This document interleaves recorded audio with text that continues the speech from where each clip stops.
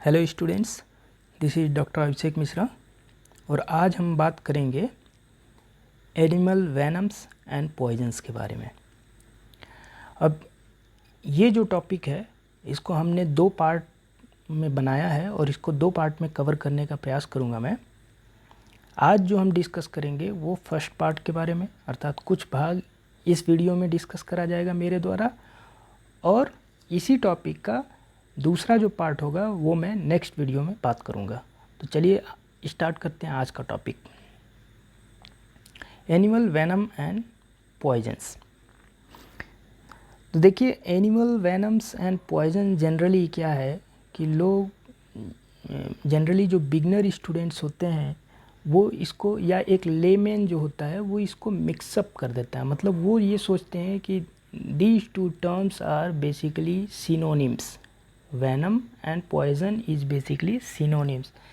पर्यायवाची है सोचते हैं, जो कि ऐसा नहीं होता है। जनरली क्या होता है कि एनिमल टॉक्सिन को ही हम दो भाग में विभाजित कर सकते हैं। One is your venom and second is your poison, है ना। एनिमल टॉक्सिन जैसा कि नाम से ही प्रतीत हो रहा है, अगर कोई रासायनिक पदार्थ कहें या ऐसा पदार्थ जो कि टॉक्सिन के तरह बिहेव कर रहा है और वो एनिमल से निकल रहा है, किसी जंतु से निकल रहा है, तो वो दो प्रकार के निकलते हैं, वेनम और पॉइजन, है ना। दोनों अलग अलग होते हैं।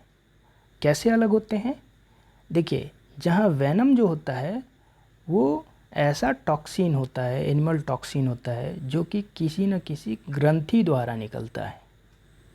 उस पर्टिकुलर एनिमल का या जीव का, जंतु के शरीर में उपस्थित कोई ग्रंथि से निकलता है, तो हम उसको बोलते हैं एनिमल वेनम। जैसे हम देखते हैं स्नैक में देखिए, वहाँ पॉइजन वेनम ग्रंथि होता है रादर। वहीं बीज में देखिए, मधुमक्खी में पीछे उसके भी होता है। स्कॉर्पियन में वहाँ भी आप देखेंगे कि वहाँ एक ग्रंथि होता है जहाँ से विष निकल रहा है ना। जनरली क्या होता है कि यहाँ जो है, यहाँ की तो वो जो ग्रंथि होता है वो स्टिंग या फैंग से लगा रहता है ना। स्टिंग या फैंग से, जैसे सर्प में देखिए, सांप में वहाँ फैंग से जुड़ा हुआ है वो ग्रंथि जो है, पॉइजन ग्रंथि, विष ग्रंथि रादर, विष ग्रंथि फैंग से जुड़ा रहता है। वहीं स्कॉर्पियन में देखो तो वहाँ पर क्या है, वो जो ग्रंथि होता है जिसमें कि विष बन रहा है वो स्टिंग से जुड़ा रहता है ना। तो ये एक बेसिक डिफरेंस होता है। वहीं पर पॉइजन अगर देखा जाए तो पॉइजन में क्या होता है कि कोई टिश्यू पार्ट पॉइजन सिंथेसिस करता है लेकिन कहीं बाहर नहीं निकाल पाता, उसको बाहर एज सच नहीं निकालता है वो।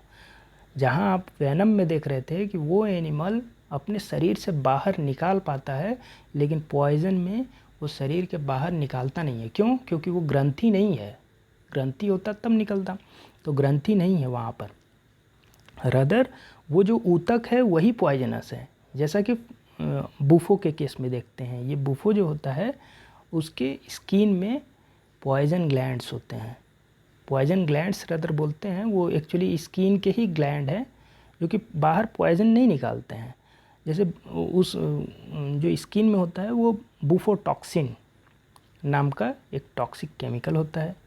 वैसे ही जैसे लास्ट वीडियो जब मैंने फूड पॉइजनिंग का मैंने बताया था, तो जहाँ एंडोजीनस फैक्टर में मैंने बताया था कि ये कुछ फिशेस होती हैं, जैसे स्वरा जो जैपनीज़ फ़िश है और पुफर फिश, उसमें ये जो केमिकल निकलते हैं आप देखिए, उसके स्वरा के ये लीवर में ये केमिकल का फॉर्मेशन होता है। अगर कोई व्यक्ति इसका सेवन करता है, ये खाता है स्वरा को, तो वो जो पॉइजन होता है उस पॉइजन के कारण फूड पॉइजनिंग हो जाता है, उसके शरीर में टॉक्सिसिटी या नकारात्मक प्रभाव दिखने लगता है।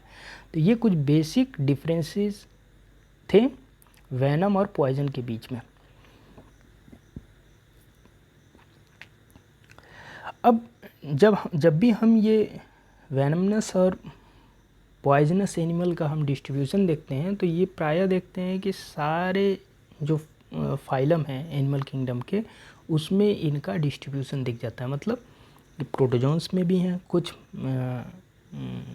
कुछ ऐसे एनिमल हैं जो कि टॉक्सिन रिलीज़ करते हैं। वैसे ही हर एक फाइलम में आप देखेंगे, ज़्यादातर आप देखेंगे कि वर्टिब्रेट्स और ऑर्थ्रोपोड्स में ज़्यादा है इनका तादाद। इवन बर्ड्स में भी कुछ बर्ड्स ऐसी होती हैं जो कि पॉइजनस होते हैं। अब बात कर लेते हैं कि ये एनिमल टॉक्सिन का एनिमल में क्या रोल होता है, क्यों उनके शरीर में पॉइजन बन रहा है या आप कहिए कि वेनम बन रहा है, ऐसा क्यों होता है? तो basically because of two reason. First is your defence, कि तो वो अपना बचाव करना चाहते हैं, या ऑफेंस, कि तो वो आक्रमण करने के लिए। तो डिफेंसिव कब होगा? जब वो जो जीव है वो अपने आप को प्रोटेक्ट करना चाहेगा। अपने आप को किससे प्रोटेक्ट करेगा?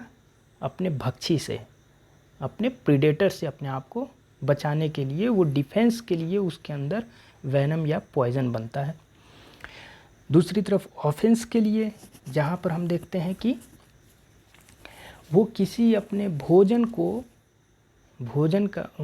को पैरालाइज करने के लिए वेनम या पॉइजन उसके शरीर में होता है ताकि वो अपने भोजन का शिकार कर सके। और डिफेंस और ऑफेंस हम कैसे पहचानेंगे? देखिए, डिफेंस के केस में क्या होता है कि जनरली जो पॉइजन ग्लैंड होते हैं या फिर आपके वो वेनम के जो पार्ट होते हैं, है ना, एनिमल वेनम के जो पार्ट होता है उसका ओरिएंटेशन पीछे की ओर रहता है ना। जैसा कि हम देखते हैं स्कॉर्पियन वगैरह में हम देखते हैं कि उसका जो विष का जो ग्रंथि है वो पीछे की ओर रहता है ना, ताकि जब भी कोई उसका भक्षण करने आए, प्रीडेटर कोई भक्षण करने आता है तो उसको डंक मार के वो भाग सके वहाँ से। वहीं पर जहाँ ऑफेंस के केस में हम देखते हैं कि वहाँ जो होता है वो पॉइजन ग्रंथि का या वेनम ग्रंथि का वहाँ पर ओरिएंटेशन आगे की ओर रहता है। जैसे स्नैक्स में देखिए, तो स्नैक्स का ऐसा आप ये कहिए कि स्ट्रक्चर ऐसा है कि ना ही वो तेज़ दौड़ सकता है क्योंकि उसके पास पैर नहीं है, ना ही पंख है कि ताकि वो उड़ सके। तो चूँकि वो रेंगता है, इसीलिए क्या है कि अपना भोजन का शिकार करने के लिए उसके पास विष ग्रंथि होता है ताकि वो शिकार कर सके। जैसे ही वो करेगा, उसके भोजन को भी देखिए, जैसे फ्रॉक्स हैं वो लॉन्ग जंप ले सकता है, ज़्यादा दूर जा सकता है। रैट है वो तेज़ी से भाग सकता है, तो वो भागने ना पाए, उसको पैरालाइज किया जा सके, इसलिए स्नैक्स में यूजुअली पॉइजन ग्रंथि होता है। वैसे ही स्पाइडर है, स्पाइडर भी क्या है कि उसमें भी जो पॉइजन ग्लैंड वगैरह होता है वो आगे की ओर रहता है। तो ऐसे हम पहचानते हैं कि वो उसके शरीर में जो पॉइजन ग्रंथि है वो किस चीज़ के लिए, ऑफेंस के लिए है या डिफेंस के लिए है। अब चलिए बात कर लेते हैं कंपोजिशन ऑफ वेनम का। वेनम का कंपोजिशन क्या होता है? तो जनरली हम देखते हैं जो एनिमल किंगडम में पाए जाने वाले जितने भी एनिमल है जिसमें कि वेनम बन रहा है, उसमें कुछ बायोमोलिक्यूल्स होते हैं, उपस्थित होते हैं। जैसे लिपिड है, पॉलीपेप्टाइड एंड एंजाइम्स होते हैं, एमीन्स होता है, और कुछ प्रोटीन्स होते हैं। उनमें से कुछ होते हैं लो मॉलिक्यूलर वेट, कुछ होते हैं हाई मॉलिक्यूलर वेट प्रोटीन्स। इसके अलावा एमिनो पॉलीसेकेराइड होता है या 5 हाइड्रोक्सी ट्रिप्टामिन, हिस्टामिन वगैरह होता है, free amino acids, quinones, glucosides, steroids, यही सारे चीज़ें होते हैं उनके पॉइजन में या ये कहिए कि वेनम में।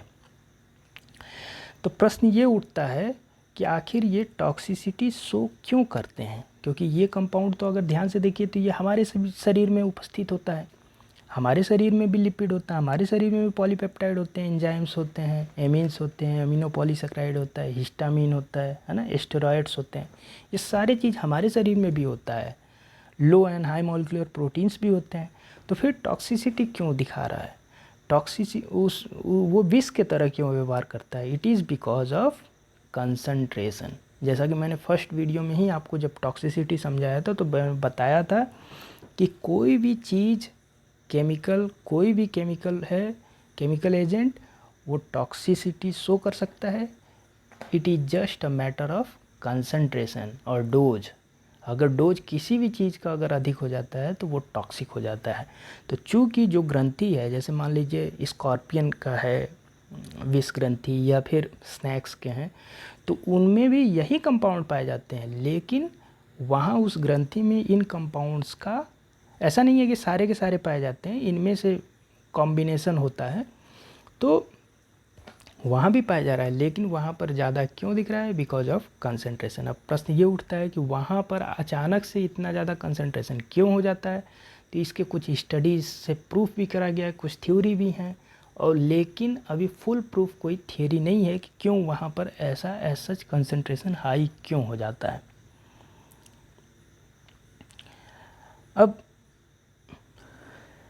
अब इनमें से कुछ एनिमल्स वैनम वगैरह हमको पढ़ना है बीएससी कोर्सेस में, तो उनमें से एक एनिमल जो है आपका स्कॉर्पियन, तो उसके बारे में बात कर लेते हैं पहले।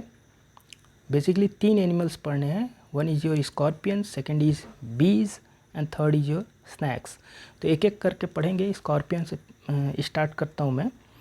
तो स्कॉर्पियन के कुछ स्पीसीज़ हैं जो कि डेडली पॉइजनस होते हैं, जिनके मतलब डेडली वेनस होते हैं, अगर आप बोलिए, जैसे ये पैलेमनियस, पेंडिनस, हंड्रूरस, विजोविस, नेबो, सेंट्रोइड्स। ये कुछ स्पीसीज़ हैं इसके स्कॉर्पियन के, जो कि ह्यूमन बॉडी के लिए ये वेनमनस होते हैं। अगर कंपोजिशन हम देखें इनके स्कॉर्पियन वेनम का, तो जनरली उसमें low and high molecular weight proteins होता है, पेप्टाइड्स होता है, अमीनो एसिड होता है, न्यूक्लियोटाइड्स होते हैं, साल्ट होता है, और कुछ न्यूरोटॉक्सिक पेप्टाइड्स होते हैं, है ना। तो न्यूरोटॉक्सिक पेप्टाइड्स होने के कारण क्या होता है कि ये जो पहला सिम्टम्स दिखता है वो न्यूरोटॉक्सिसिटी ही दिखता है वहाँ पर। तो कैसे दिखता है न्यूरोटॉक्सिसिटी? बेसिकली ये जो वैनम है, ये जैसे ही शरीर में किसी विक्टिम के पहुँचता है, जिसको कि स्कॉर्पियन ने डंक मारा है, बिच्छू ने डंक मारा है, तो जहाँ पर भी डंक मारा वहाँ से पॉइजन सीधे पहुँचता है ब्रेन में, और वहाँ पर जो न्यूरॉन्स हैं उनके वोल्टेज गेटेड आयन चैनल, आप जानते हैं आयन चैनल्स, जो सोडियम पोटेशियम आयन चैनल्स होते हैं एक्सॉन्स में, इसके अलावा कैल्शियम आयन चैनल्स वगैरह भी होते हैं। तो ये आयन चैनल्स को वो अफेक्ट करते हैं, जिसके कारण क्या होता है कि न्यूरॉन्स की एक्टिविटी जो होता है वो प्रभावित हो जाता है। इसके अलावा लोकलाइज्ड पेन दिखता है, मतलब जहाँ पर उसने डंक मारा है वहाँ पर दर्द होने लगता है, वहाँ पर सूज जाता है। इसके अलावा खुजली वगैरह होने लगता है, और व्यक्ति में बुखार हो जाता है ना। ये कुछ सिम्टम्स हैं। और स्कॉर्पियन बाइट को ट्रीट करने के लिए जनरली कहा जाता है कि बेड रेस्ट वगैरह पेशेंट को बेड रेस्ट कराया जाता है, और कुछ एंटी हाइपरटेंसिव ड्रग वगैरह देते हैं, ताकि अगर स्कॉर्पियन का विष अगर ज़्यादा चला गया है तो इस टाइप के कुछ ड्रग वगैरह देते हैं, डाइएज़ेपिम वगैरह देते हैं, ताकि उसकी रिकवरी जल्दी हो। अदरवाइज़ उसको जनरली बेड रेस्ट का प्रिस्क्राइब करा जाता है, और कहा जाता है पॉजिटिव ब्रीदिंग करो, है ना, ज़्यादा सांस अंदर की ओर लो। तो उससे क्या होता है कि पेशेंट नॉर्मलाइज हो जाता है। लेकिन अगर पॉइज़न कंटेंट अगर ज़्यादा होता है तो जनरली ये डाइएज़ेपिम वगैरह का दवा दिया जाता है उसके टॉक्सिसिटी को कम करने के लिए।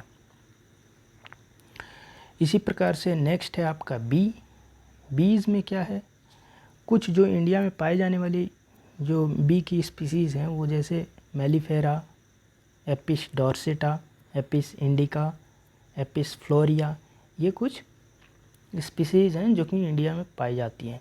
इसमें से जो मेलिफेरा स्पीसीज़ है ये बेसिकली यूरोपियन ब्रीड है। ये दिखने में बहुत छोटी होती है लेकिन बहुत एग्रेसिव भी होती है ये। तो जनरली जो एपिस का वैनम का जो कंपोजिशन होता है उसमें एक्टिव मिलेटिन होता है, फॉस्फोलाइपेज होता है, हिस्टामिन्स होते हैं, हाइलुरोनिडेज होता है, डोपामीन होता है, और मास्ट सेल डीग्रेन्युलेटिंग पेप्टाइड्स होता है। आप जानते हैं मास्ट सेल में ग्रेन्यूल्स वगैरह होता है, तो उस ग्रेन्यूल्स को डाइजेस्ट करने वाले पेप्टाइड्स होते हैं।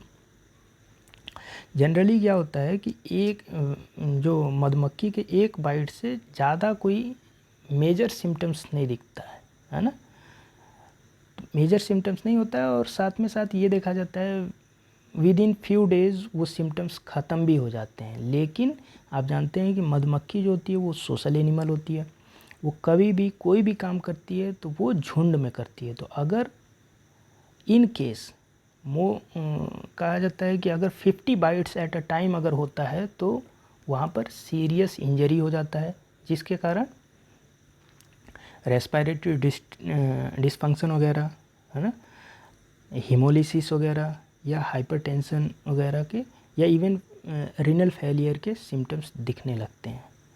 अच्छा, एपिस का जो पॉइज़न है उसको ट्रीट करने के लिए जनरली हाइड्रोकोर्टिसोल के इंजेक्शन वगैरह दिए जाते हैं, और इसके अलावा कुछ फ्रेगमेंटेड एंटीबॉडी बेस्ड एंटीवेनिन भी दिया जाता है इसको ट्रीट करने के लिए।